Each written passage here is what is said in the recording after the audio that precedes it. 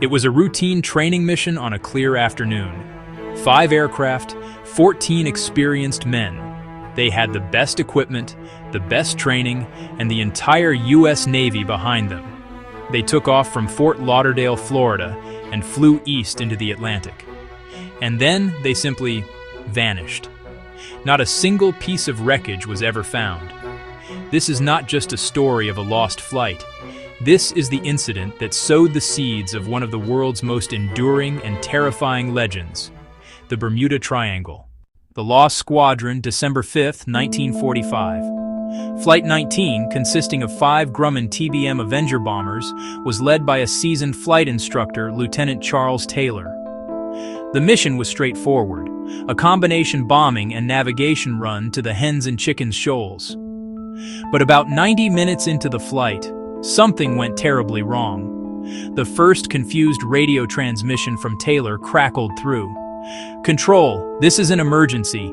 We seem to be off course. We cannot see land. Repeat, we cannot see land."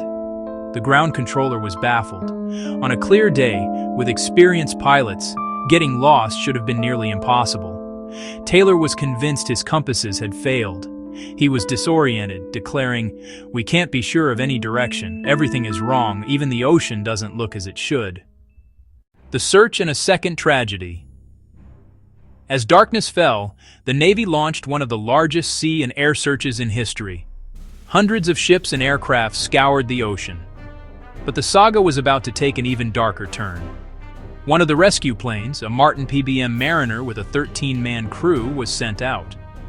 This plane, known as a flying gas tank due to its fumes, radioed its position. And then it too vanished without a trace. A ship in the area reported seeing a massive fireball in the sky, but no wreckage from the Mariner was ever found. The search for 14 men had now become a search for 27. The official report and the birth of a legend. The official Navy investigation was thorough but inconclusive. It ultimately placed the blame on Lieutenant Taylor for the loss of Flight 19, citing his disorientation and decision to fly further out to sea. But this explanation was deeply unsatisfying. How could 5 planes with multiple backup pilots and radios all vanish? The lack of any wreckage, life rafts, or bodies was, and still is, utterly baffling. In the following decades, writers latched onto the mystery. They connected it to other disappearances in the area, like the USS Cyclops in 1918, and gave it a catchy, ominous name, the Bermuda Triangle.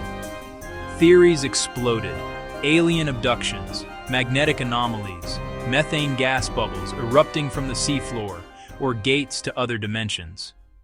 The legacy and the likely truth.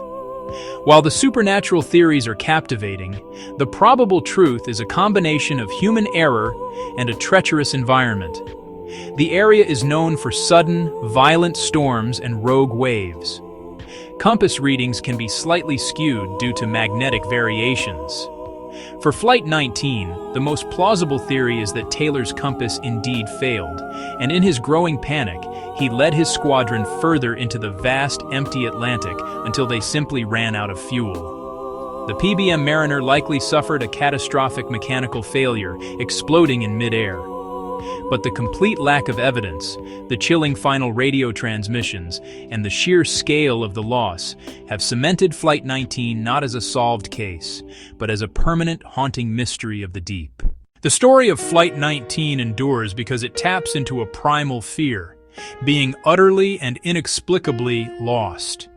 It reminds us that even in our modern age, the sea and the sky can hold secrets that defy all logic and explanation.